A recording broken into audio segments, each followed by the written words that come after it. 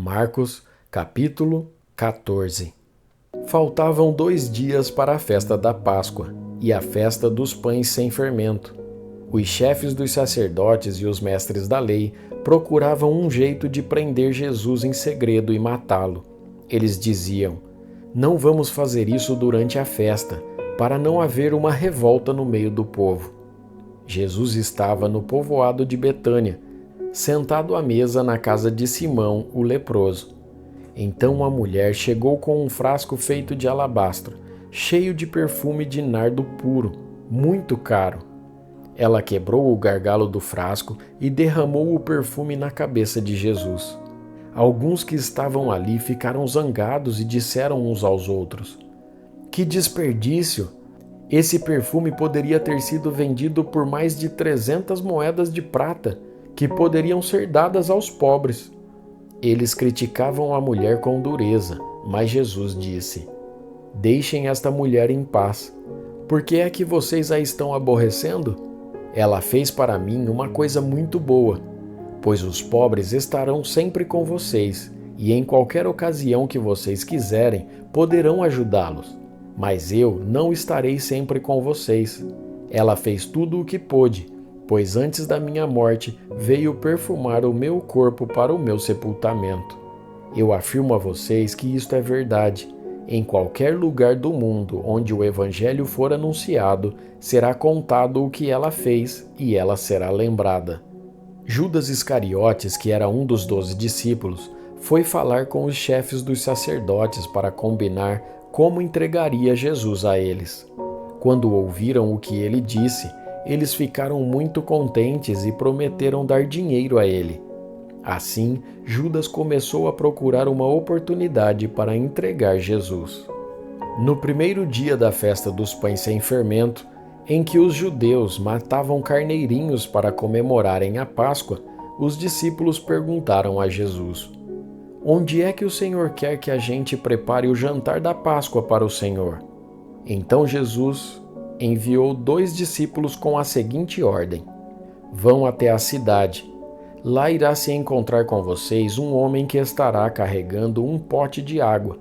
Vão atrás desse homem e digam ao dono da casa em que ele entrar que o mestre manda perguntar: 'Onde fica a sala em que eu e os meus discípulos vamos comer o jantar da Páscoa?' Então ele mostrará a vocês no andar de cima uma sala grande, mobiliada e arrumada para o jantar. Preparem ali tudo para nós." Os 2 discípulos foram até a cidade e encontraram tudo como Jesus tinha dito. Então prepararam o jantar da Páscoa. Quando anoiteceu, Jesus chegou com os 12 discípulos.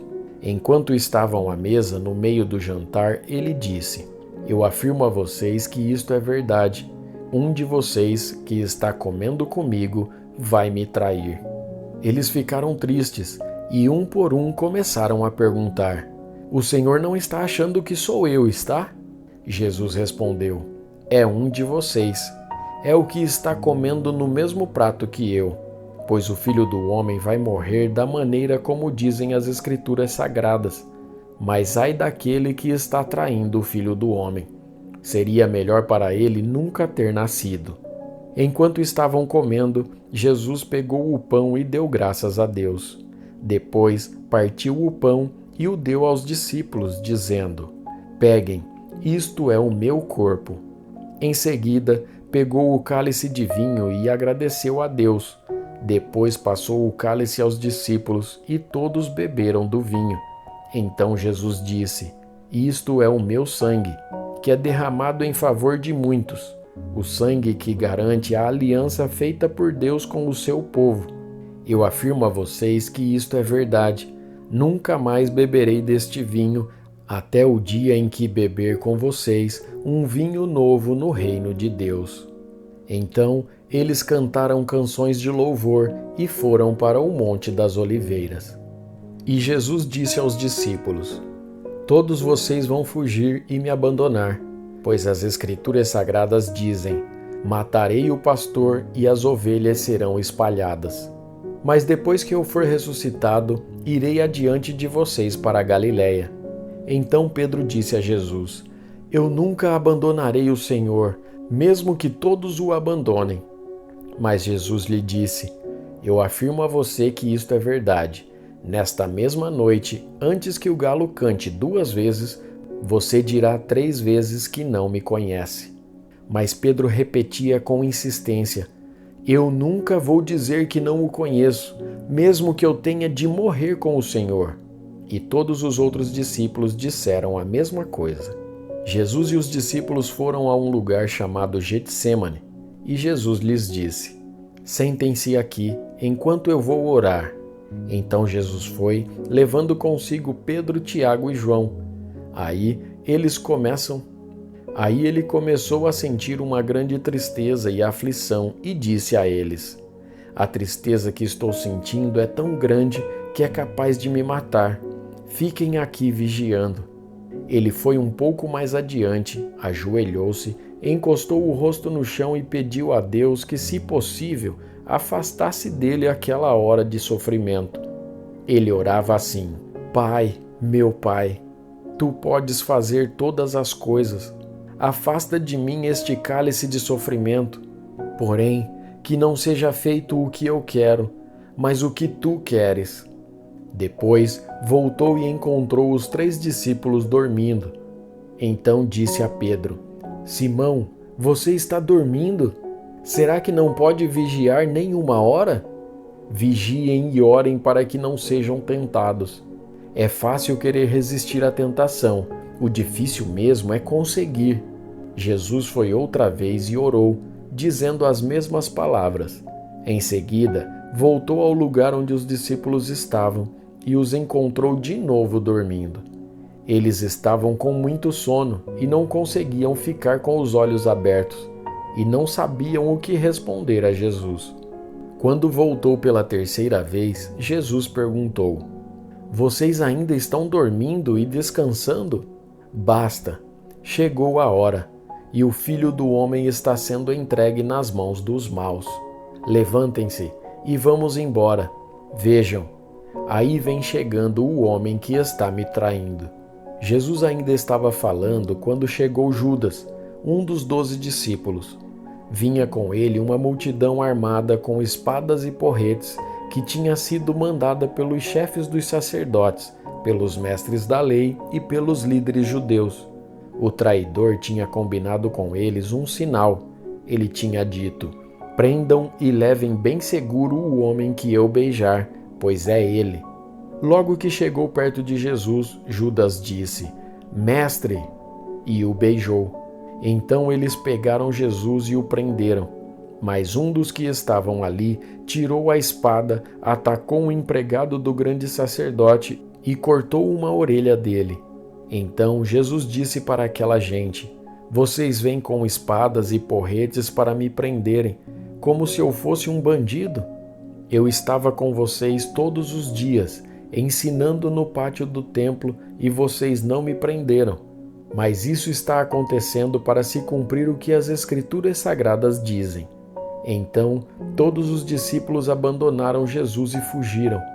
Um homem, enrolado num lençol, seguia Jesus.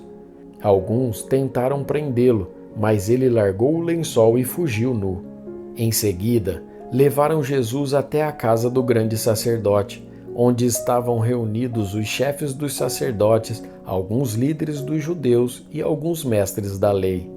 Pedro seguiu Jesus de longe e entrou no pátio da casa do grande sacerdote. Ele sentou-se perto do fogo, com os guardas para se esquentar. Os chefes dos sacerdotes e todo o conselho superior estavam procurando encontrar alguma acusação contra Jesus, a fim de o condenarem à morte. Mas não conseguiram nenhuma. Muitos diziam mentiras contra ele, mas as suas histórias não combinavam umas com as outras.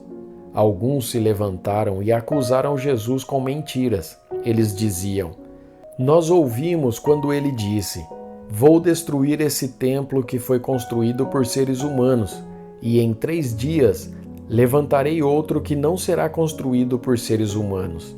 Mesmo assim, as suas histórias não combinavam umas com as outras. Aí, o grande sacerdote se levantou no meio de todos e perguntou a Jesus: Você não vai se defender dessa acusação? Mas Jesus ficou calado e não respondeu nada.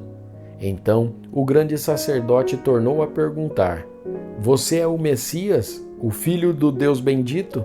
Jesus respondeu: Sou. E vocês verão o Filho do Homem sentado do lado direito do Deus Todo-Poderoso e descendo com as nuvens do céu. Aí o grande sacerdote rasgou as suas próprias roupas e disse: Não precisamos mais de testemunhas. Vocês ouviram esta blasfêmia contra Deus.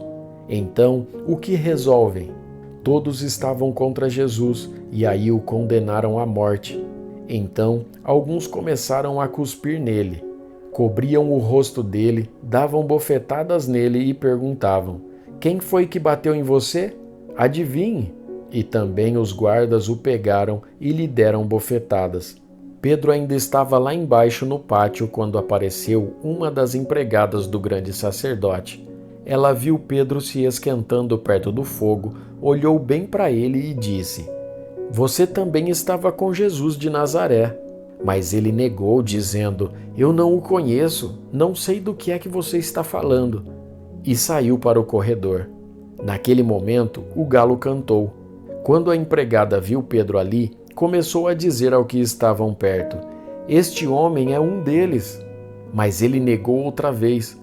Pouco depois, as pessoas que estavam ali disseram de novo a Pedro: Não há dúvida de que você é um deles, pois você também é da Galileia. Aí Pedro disse: Juro que não conheço esse homem de quem vocês estão falando. Que Deus me castigue se não estou dizendo a verdade. Naquele instante, o galo cantou pela segunda vez. E Pedro lembrou que Jesus lhe tinha dito: Antes que o galo cante 2 vezes, você dirá 3 vezes que não me conhece.